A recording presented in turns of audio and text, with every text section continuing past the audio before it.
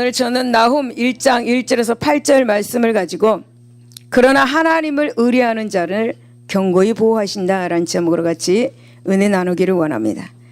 여러분, 나훔 선지자라는 분을 아십니까? 나훔 선지자는 구약 선지자입니다. 그래서 나훔 선지자는 그 이름의 뜻이 뭐냐면 위로자입니다. 그리고 나훔 선지자는 니느웨의 멸망이라는 그 메시지를 외치는 사람입니다. 여러분, 대략 1세기 전쯤인 BC 8세기 종료에 선지자 요나는 아시죠? 요나는 니느웨까지 가서 회개의 전도 사역을 펼쳤습니다. 요나 물고기 뱃속에 있는 요나 아시잖아요. 그럼으로써 여러분, 니느웨 성이 하나님 앞에 회개하여서 하나님의 심판을 면하였습니다. 하지만 그로부터 여러분 1세기 가량이 흐른 BC 7세기 중엽에 나훔 선지자는 유다 땅에서 니느웨의 멸망을 외쳤습니다.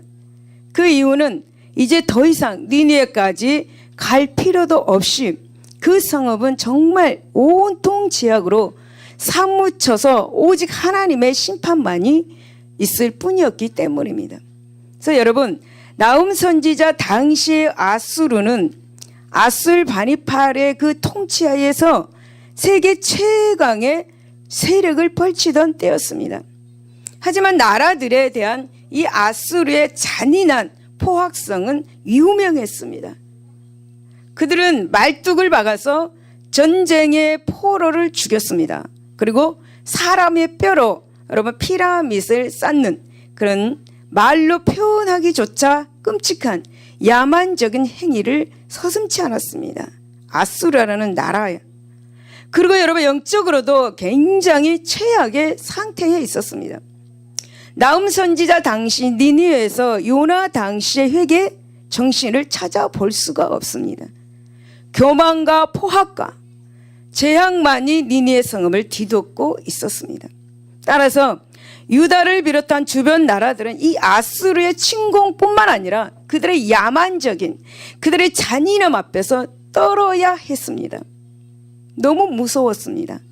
바로 이 같은 때에 선지자 나훔 선지자가 나타납니다. 이 나훔 선지자는 니느웨 성읍의 철저한 멸망을 선포하였습니다. 때문에 나훔 선지자의 메시지는 아수르 위협에 떨고 있는 이 유다 백성들에게 굉장하게 큰 위로가 되었습니다. 그러면 오늘 본문을 보면서 한번 은혜를 나누기를 원합니다. 첫 번째, 하나님께서는 백성이 당하는 일을 자신이 당하는 일처럼 여기시는 분이십니다. 여러분, 2절을 보면 여호와는 질투하시며 보복하신 하나님이시라.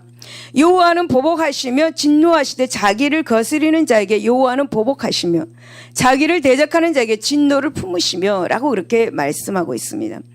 여러분, 본문은 하나님께서 이스라엘 백성들을 괴롭게 한 이 아수르에 대하여 마음을 품으시니까 하나님의 마음을 보신 감정, 그리고 앞으로 그들에게 행하실 보복에 대해서 이렇게 말씀하고 있는 것입니다.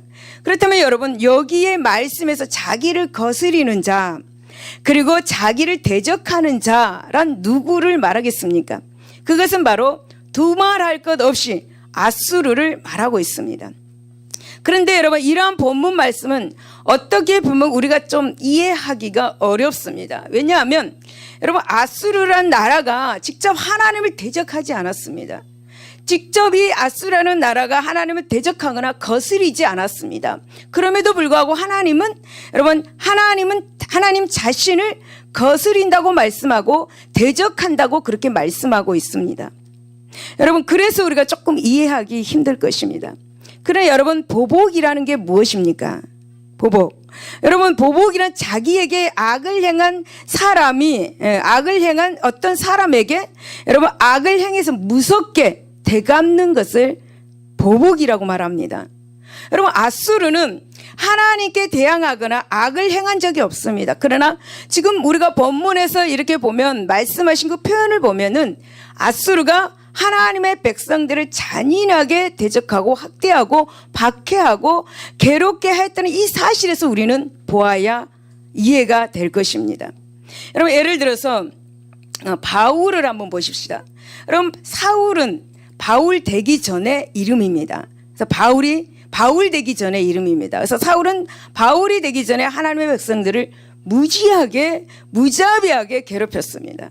예수 믿는 사람들, 많은 사람들을 괴롭히고 박해하고 핍박했습니다. 그래서 사도행전 9장 1절에서 4절을 보면은 사울이 주의 제자들에게 대해 여전히 유혹과 살기가 등등하여서 대제사장에 가가지고 다메섹에 이제 가야 되는데 해당에 가져갈 공문을 주세요. 그 공문을 가져가는 이유가 뭐냐면 예수님을 따르는 사람을 만나면 남녀를 막론하고 결박해가지고 예루살렘으로 잡아오겠습니다라는 것입니다. 그래서 공문을 주세요. 그렇게 하겠습니다.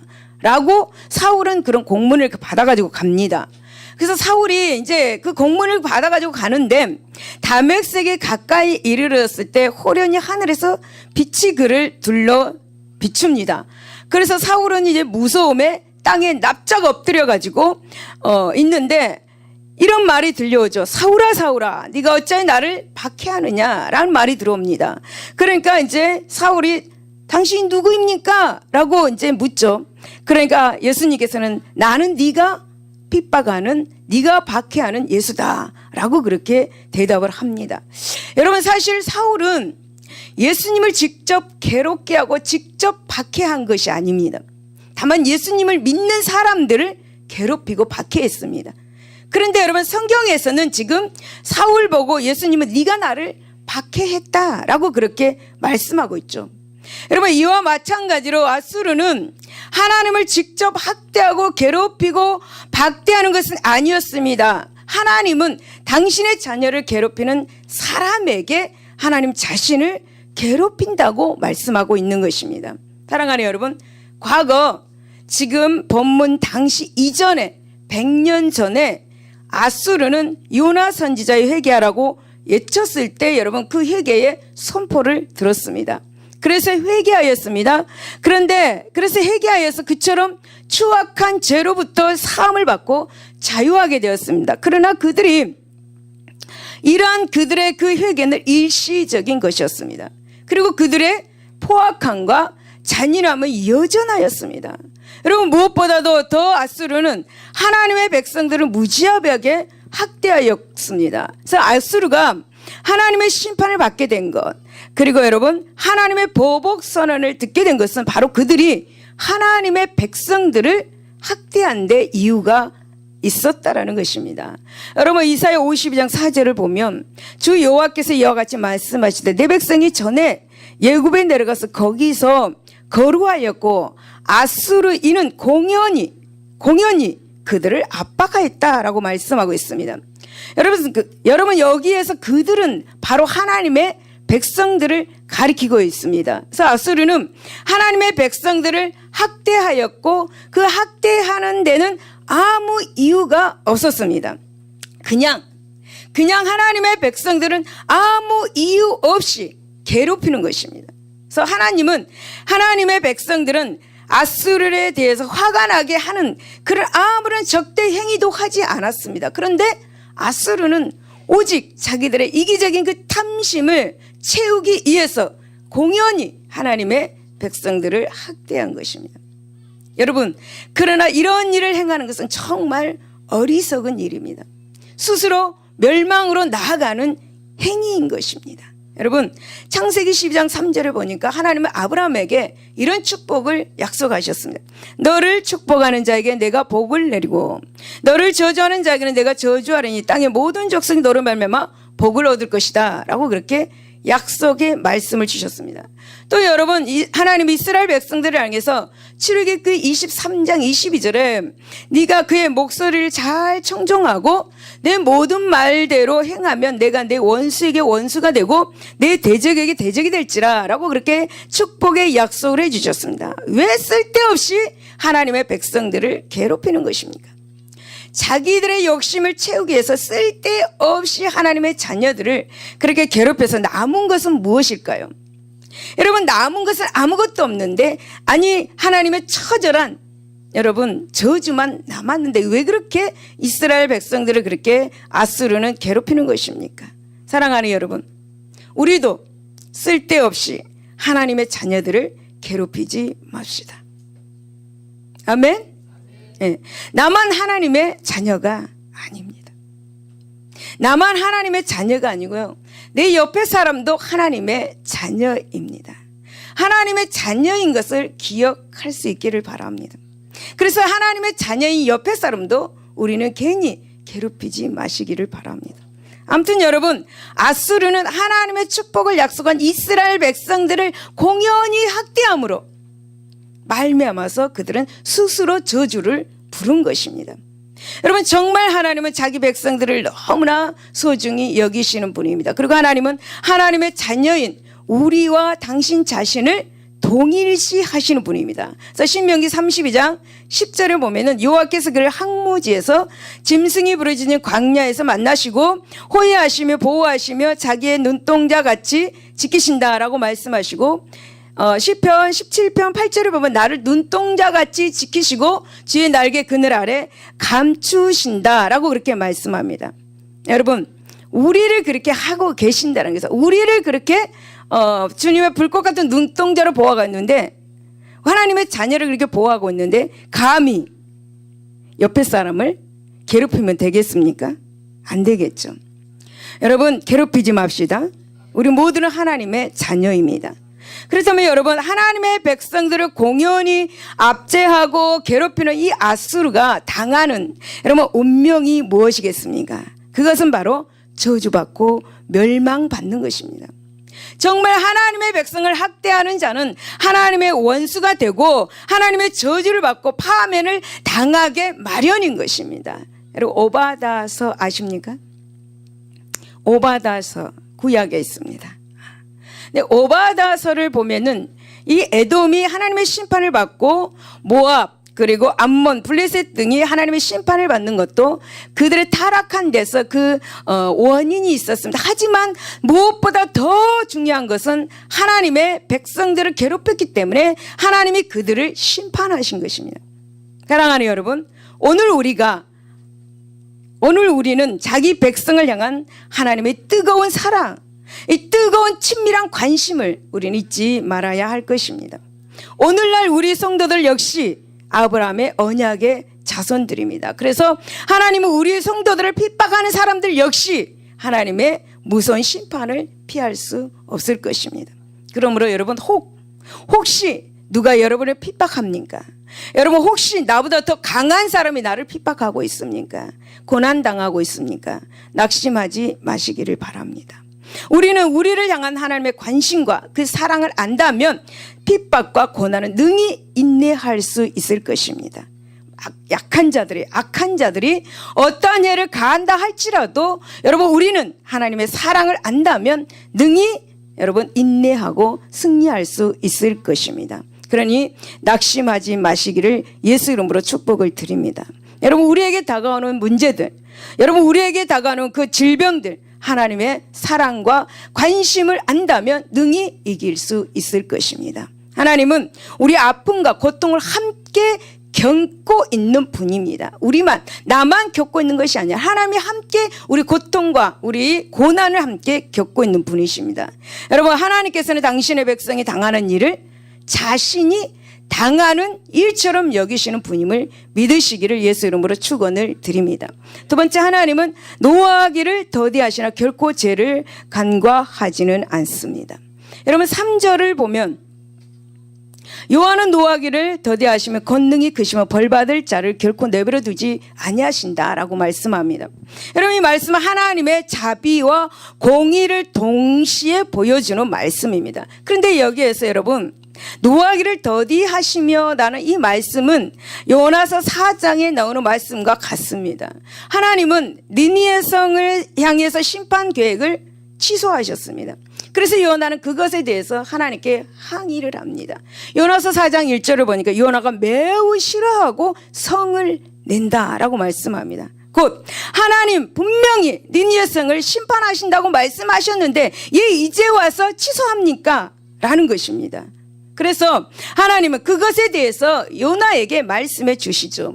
하나님께서는 스스로 당신의 성품을 요나에게 밝히시고 노하기를 더디하는 하나님이다라는 것을 가르쳐 주십니다. 그래서 노하기를 더디하시는 하나님이라는 그것을 이 본문과 지금 동일한 표현을 지금 말씀하고 있는 것입니다. 그래서 여러분, 우리가 이러한 점에서 볼 때 하나님의 자비와 인내를 강조하는 본문은 바로 아수르에 내려질 심판과 그리고 멸망의 그 경고와 중요한 관련을 가지고 있습니다. 그래서 본문은 여러분, 본문에서 우리가 지금 보고 있듯이 하나님은 자비로우신 분이십니다. 그래서 에스겔서 18장 23절을 보니까 내가 어찌 악인이 죽는 것을 조금인들 기뻐하랴. 그가 돌이켜 그 길에서 떠나 사는 것을 어찌 기뻐 아니하겠느냐라고 그렇게 말씀합니다. 여러분, 하나님은 악인이라도 멸망에 이르기를 원치 않으시고 절대 기뻐하시지 않다라는 것입니다. 그래서 오히려 모든 사람들이 구원을 받는 것이 바로 하나님의 진심입니다. 악인도 하나님 앞에 나와서 구원받는 것이 하나님의 진심입니다. 그래서 하나님은 죄인에 대해서 노하기를 더디하십니다. 할렐루야. 그래서 그것은 죄인들에게 회개의 기회를 주시기 위함입니다. 그래서 베드로는 베드로서 3장 9절 오직 주께서는 너희를 대하여 오래 참으사 아무도 멸망하지 않냐고 다 회개하게 이르기를 원하시느니라 라고 그렇게 말씀하고 있습니다. 그렇다면 여러분, 왜 하나님께서 왜 선택도 받지 못한 이 아수르에 대해서 이처럼 가혹한 심판과 멸망을 선포하고 계시는 것일까요? 라는 것입니다. 여러분, 우리는 이것을 알려면 100년 전, 지금 본문으로부터 100년 전으로 올라가 봐야 합니다. 여러분, 바로 당시로부터 100년 전에 이미 그들에게 하나님은 노하기를 더디하시고 오래 참으시고 회개하기에 이르기를 원하시는 하나님의 성품을 그들에게 보여주었습니다. 그리고 심판을 거두시는 은혜를 그들에게 보여주셨습니다. 그런데 그들은 어떻게 하였습니까? 바로 그 하나님의 그 은혜를 무시하였습니다. 여러분, 아수르는 하나님의 은혜를 무시하고 더욱 사악하고 파렴치한 그런 악행을 범하였던 것입니다. 이것에 하나님께서는 노하기를 더디하며 오래 참으심에도 불구하고 끝까지 그들은 회개하지 않았습니다. 그래서 그들은 여러분, 눈 가리는 일시적인 회개를 하여서 심판을 피하였습니다. 그리고 다시금 악을 행하여서 그들의 죄악을 절대 간과하시지 않고 반드시 지금 본문에서 너희 죄를 절대 내가 그냥 내버려 두지 않겠다, 심판하겠다라고 그렇게 지금 말씀하고 있는 것입니다. 여러분, 니느웨는 요나의 심판 경고를 듣고 회개하였습니다. 그리고 그로 인해서 하나님의 심판을 피할 수 있었습니다. 그러나 문제는 그들이 회개를 일시적인 회개였다라는 사실입니다. 즉 그들은 당장 임박한 하나님의 그 심판을 피하기 위해서 회개하였을 뿐이라는 것입니다. 그러니까 그들은 진정한 회개에 이르지 못했던 것이죠. 그리고 나중에는 회개하기 이전보다도 더 타락한, 더 잔인한, 더 혹독한 그런 것으로 말미암아서 본문에 나오는 나홈 선지자를 통해서 피할 수 없는 심판 선고를 그렇게 듣게 되는 것입니다. 여러분, 사람들 중에는 하나님의 노하기를 더디하시는 성품을 악용해가지고 담대하게 죄를 행하는 사람들이 있습니다.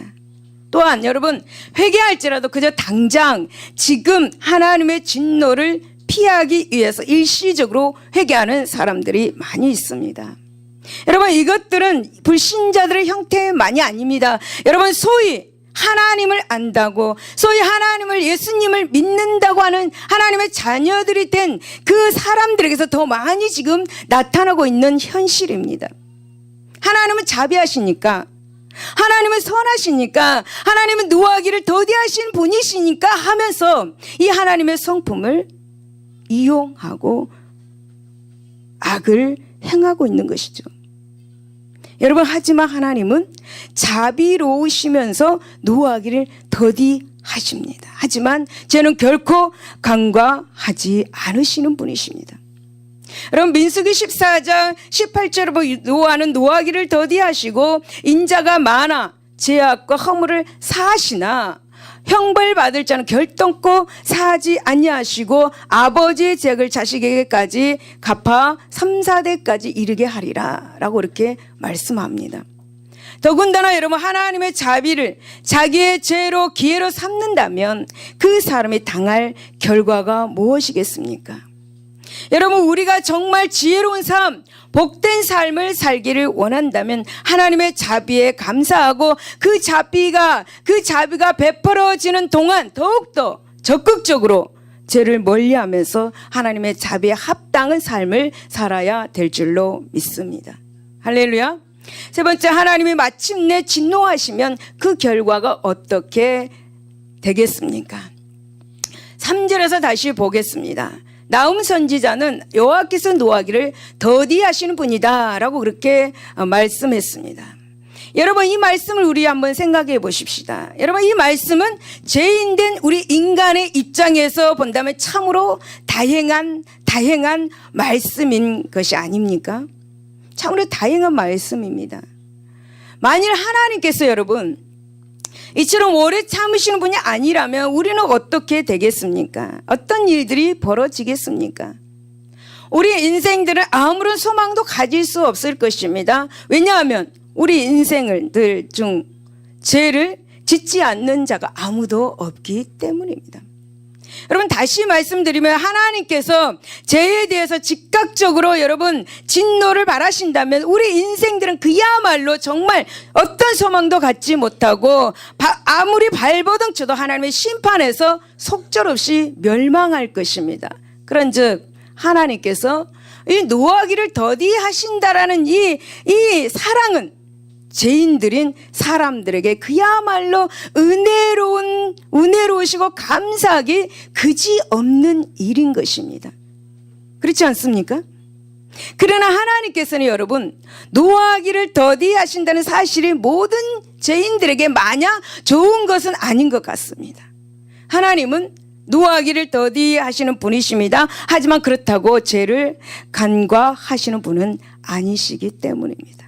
그래서 여러분 하나님은 공의로우시고 오래 참으심에도 불구하고 죄를 끝까지 회개하지 않는 자들에게는 마침내 진노를 발할 것입니다. 그리고 하나님께서는 그토록 인내하셨건만 그러한 자비와 오래 참으신 것까지도 무시하고 멸시하는 자들에게는 조금도 하나님의 자비도 남겨두지 않고 심판하시되 철저하게 심판하실 것입니다.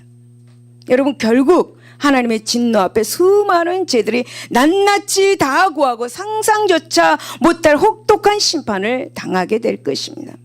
민수기 23장 19절에 하나님은 사람이 아니시니 거짓말을 하지 아니하시고 인생이 아니하시니 후회가 없으시다. 어찌 그 말씀하신 바를 행하지 않으시며 하신 말씀을 실행하지 아니하겠느냐라고 이렇게 말씀합니다. 하나님은 당신이 하시는 말씀에 대해서 반드시 실행에 옮기시는 분이십니다. 여러분 하나님의 오래 참으심으로 인해서 심판이 유보되었던 이 느니에가 하나님의 은혜를 잊고 다시 극심하게 그렇게 여러분 타락해서 하나님의 심판을 받았을 때 그 결국이 어떻게 되겠습니까? 레위기 26장 여러분 21절에 보니까 너희가 나를 거슬려 내게 청종하지 아니할진대 내가 너희의 죄대로 너에게 7배나 더 재앙을 내릴 것이다 라고 이렇게 말씀하고 있습니다. 여러분 니느웨는 대제국의 수도입니다. 그래서 요나서에 의하면은 요나서 3장 3절을 보니까 느니웨는 사흘 동안 걸을 만큼 하나님 앞에 큰 성이었습니다. 그러니까 당시 니느웨 성은 그 크기가 3일을 돌아야 할 만큼 그렇게 크다는 거예요. 마차가 6대가 길을 가는 그런 길이었다라는 것입니다. 여러분 그 성 안에는 좌우를 분별하지 못하는 아이들만 해서 12만 명이나 있다고 합니다. 그리고 그 안에서는 가축도 많이 있었다고 말합니다. 요나서 4장 11절에 그렇게 말씀하고 있습니다. 여러분 학자들은 당시 니느웨의 그 인구가 최소 60만 명에 이를 것이다 라고 그렇게 추정하고 있습니다. 그때 당시에는 이 인구수가 굉장히 엄청나게 많은 인구였다고 합니다. 그래서 당시 니느웨는 세계에서 가장 번성한 도시였습니다. 그런데 여러분, 그처럼 세계에서 가장 번성한 도시가 하나님의 심판을 받았어요. 멸망을 당해서 그 흔적조차도 찾아볼 수 없는 불모지로 변한 것입니다. 그 큰 성이. 여러분, 이것은 하나님의 자비를 멸시한 니느웨에 대한 하나님의 심판이 얼마나 심각한가를 우리에게 보여주고 있죠. 잘 보여주고 있습니다. 실로 하나님은 노하기를 더디하시는 만큼 끝까지 회개하지 않는 자들을 향한 하나님의 진노는 참으로 참혹한 결과를 초래한다는 사실을 우리는 기억해야 합니다. 사랑하는 여러분, 사람들은 종종 하나님의 그 오래 참으심을 이용하고 그분의 자비를 업신여깁니다. 성경에서도 하나님의 자비를 여러분 이용하고 업신여기는 사람들이 있었습니다.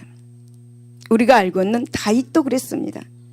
여러분, 다윗은 하나님을 경외하고 하나님 마음에 합한 사람이라고 하나님께서 직접 말씀한 사람입니다. 그러나 다윗이 죄를 지었을 때는 하나님께서 왜 네가 나를 업신여기냐라고 그렇게 책망하셨죠. 여러분, 다윗은 하나님을 업신여기지는 않았을 것입니다. 다윗은 자기도 모르는 사이에 하나님을 업신여기는 그런 행동이 나왔을 것입니다. 하나님께서 다윗이 행하는 행동을 보고 하나님은 네가 나를 업신여긴다라고 말씀하셨습니다. 여러분, 사람은 교만해질 때에 하나님을 그리고 사람을 무시하고 업신여기게 됩니다. 여러분, 사무엘하 12장 9절에서 10절을 보니까 그러한데 어찌하여 네가 여호와의 말씀을 업신여기고 나 보기에 악을 행하느냐. 네가 칼로 햇사람 우리아를 치되 암몬 자손을 칼로 죽이고 그의 아내를 빼앗아 내 아내로 삼았도다. 이제 네가 나를 업신여기고 햇사람 우리아의 철을 빼앗아 내 철을 삼았은지 칼이 내 집에 영영이 떠나지 아니할 것이다 라고 말씀합니다. 여러분, 다윗은 하나님을 업신여기는 죄를 지음으로 말미암아서 그 가정이 어떻게 되었습니까? 자자손손 그 집에서 칼이 떠나지 않는다라는 저주를 받게 됩니다. 여러분, 우시야 왕도 여러분 하나님을 잘 경외한 사람입니다. 하나님을 잘 경외한 사람이고 그는 하나님을 잘 경외해서 축복을 받은 사람입니다. 하지만 나라가 부강해지고 교만해지다 보니까 하나님을 두려워하지 않고 하나님을 업신여겨서 제사장의 그 성직을 여러분 범하다가 하나님의 징계를 받았습니다. 그 하나님의 징계가 무엇이냐면 문둥병이었습니다. 그는 평생 죽을 때까지 그 문둥병으로 저주를 받고 살다가 죽었습니다. 열왕기하 15장 5절에 여호와께서 왕을 치셨으므로 그 죽는 날까지 문둥이가 되어 벌궁에 거하고 왕자여도 하며 궁중일을 다스리며 국민을 치리하였더라 라고 말씀합니다.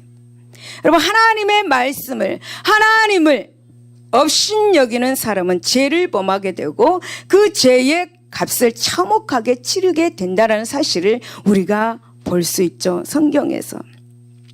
사랑하는 여러분, 하나님께서 오래 참으시는 분이시지만 마침내 진노를 발할 때 어떤 결과가 있을지를 안다면 우리는 하나님의 말씀에 순종하고 그분의 말씀에 순종하고 하나님을 업신여기는 일이 없어야 할 것입니다. 하나님의 이름을 망령되이 일컫지 말아야 할 것입니다. 하나님의 이름을 등에 쥐고 어떤 악을 행하지 말아야 할 것입니다. 여러분, 잠언 1장 25절 26절은 도리어 나의 모든 말씀을 무시하며 나의 책망을 받지 아니하였은지 네가 회개해라 했을 때 곧바로 회개하면 됩니다. 근데 회개하라고 그 책망을 듣지 않았을 경우에 너희가 재앙을 만날 때 내가 웃을 것이라. 그냥 눈으로 보고 네가 재앙을 만나든지 말든지 그냥 웃고 있을 것이다. 너에게 두려움이 임할 때, 너에게 고난의 두려움, 너에게 질병의 두려움이 임할 때 내가 가만히 보고 비웃을 것이다 라고 그렇게 말씀하고 있습니다. 여러분, 어떤 사람들은 하나님의 자비로 하나님의 은혜로 말미암아서 생명을 유지하면서도 하나님은 어디 있습니까? 하나님은 살아계십니까? 하나님은 어디 계시면 하나님의 공의가 어디 있습니까? 라고 조롱하는 사람들이 많이 있습니다. 여러분, 이러한 사람들은 심판날 그 어리석음을 영원히 후회하면서 처절하게 탄식하면서 저주와 절망, 고통의 늪에서 신음하게 될 것입니다. 그들은 불로 소금 지듯 하는 뜨거운 지옥에서 처절한 고통을 당하면서 혀끝에 물 한 방울을 적시는 하나님의 자비도 허락되지 않을 것입니다. 네 번째, 그러나 하나님은 자기를 의뢰하는 자들을 아시며 공고히 보호하십니다. 여러분, 7절을 보면은 하나님의 여호와는 선하심의 한낱날의 산성이시라 그는 자기의 피하는 자들을 아신다라고 말씀합니다. 여기서 여러분, 피한다라는 말을 언어로 번역된 성경에서 의지한다라는 말입니다. 이 나훔 선지자는 이렇게 하나님을 의뢰하며 하나님께 피하는 자들을 하나님께서 아신다라고 말씀합니다. 여러분 하나님께서 아신다라는 말, 하나님께서 아신다라는 말이 뭐냐 하면 하나님의 특별한 보호와 사랑을 말하는 것입니다. 하나님께서 아신다, 하나님의 특별한 사랑과 보호를 받고 있는다라는 것이죠. 즉 하나님은 당신을 의뢰하는 자들을 사랑하시면서 환난 날에 당신께 피하는 자들에게 산성이 되어 주시고 그들에게 온전한 보호의 은혜를 베풀어 주시는 분이다라는 것을 말씀해 주고 있습니다. 여러분, 우리는 이러한 본문의 말씀을 보면서 요한복음 10장 1절에서 18절에 말하는 이 선한 목자와 양의 비유를 통해서 예수 그리스도가 생각이 납니다. 예수님은 선한 목자와 양의 비유에서 나는 선한 목자라 라고 말씀하면서 나는 내 양을 안다 라고 그렇게 말씀하셨습니다. 내 양을 안다라고 말씀하셨습니다. 여러분, 이때 예수님께서 내가 내 양을 안다라는 이 말씀은 그들을 사랑한다, 그들을 철저하게 보호하고 구원에 이르게 한다라는 것입니다. 여러분, 예수님은 당신을 목자로 여기고 따르는 당신의 그 양들을 진심으로 사랑하시면서 그들을 하나도 잃지 않으십니다. 그분은 그 양들을 구원하기 위해서 자기 목숨까지 버리신 분이십니다. 이와 같이 여러분, 하나님은 당신을 의뢰하는 자들을 진심으로 사랑하고 진심으로 안전하게 보호하시는 분이십니다. 그러한 의미에서 여러분, 하나님께서 당신을 의뢰하는 자들을 아신다라는 것은 우리에게는 정말 좋은 것입니다. 좋은 것입니다. 하나님께서 자기를 의뢰하는 자들을 아신다는 이 말씀은 진심으로 당신을 의뢰하는 이 마음의 중심까지도 아신다라는 사실입니다. 하나님, 나를 조금만 아세요. 나를 너무 알지 마세요. 우리는 이러고도 싶지만은, 그러나 하나님께서는 우리를 너무 파삭하게 알고 계신다고 말씀하고 있잖아요. 나무 그늘 안에서 하나님 이런 것 좀 제 좀 짓게요. 날 좀 가만히 놔두세요. 여러분, 여기서 안다라로 번역된 언어는 성경에서 찾아보니까 창세기 4장 1절에 부부가 서로 인격적으로 아는 것. 여러분, 결혼하지 않고 부부가 서로 인격적으로 아는 것을 어떻게 알겠습니까? 또 여러분, 전쟁에 나가서 군인이 피가 튀기는 그런 창칼이 폭탄이 터지는 그 오가는 살벌한 전쟁터의 실상을 아는 것입니다. 전쟁에 나가봐야지. 여러분, 사람이 전쟁에 나가보지 않고서 어떻게 그 전쟁의 참혹한 그런 것들을 알겠습니까? 하나님께서 우리를 안다라는 것은 그야말로 속속이 철저하게 체험적으로 아는 것을 말해주고 있는 것입니다. 여러분, 하나님도 자기를 의뢰하는 자들을 아실 때 이와 같이 속속히, 여러분, 철저하게 온전히 아십니다. 열왕기상 8장 39절에 보니까 주는 계신 곳 하늘에서 들으시고 사하시며 각 사람의 마음을 아시오니 주만 홀로 사람의 마음을 다 아신다라고 말씀합니다. 여러분, 사람들은 자신이 뭔가 정말 절박하게 필요할 때 하나님을 나의 주, 인생의 주라고 고백합니다. 하지만 여러분, 그들 중에는 마음으로 하나님을 의뢰하는 자들이 있는가 하면 입으로만 하나님을 의뢰하는 자들도 있습니다. 말로는 하나님을 의지합니다 라고 말합니다. 하지만 실제로 우리들이 실제 삶을 보면은 하나님과 너무 상관없는 삶, 하나님과 너무 상관없는 삶, 죄와 그 불의 거짓말을 행하는 사람들도 있습니다. 주라고 고백하는 사람들이. 하나님께서 자기를 의뢰하는 자들을 안다는 말씀은 이들 중 당신을 마음으로 삶을 다해 의뢰하는 자들을 아신다라는 것입니다. 즉 사람이 하나님을 부르고 의지한다고 고백한다고 하여 하나님의 사랑과 하나님의 보호를 받는 것이 아니다라는 말씀입니다. 성도 여러분, 하나님은 우리의 모든 것을 다 아시며 우리의 마음과 생각, 입술의 말, 어느 것도 모르시는 것이 없습니다. 그분 앞에는 아무것도 감추지 못합니다. 그분은 우리의 심장과 폐부까지도 알고 계시고 감찰하고 계신다라고 성경에 말씀하십니다. 하나님은요, 전지전능하신 분이십니다. 모든 것을 아시는 분.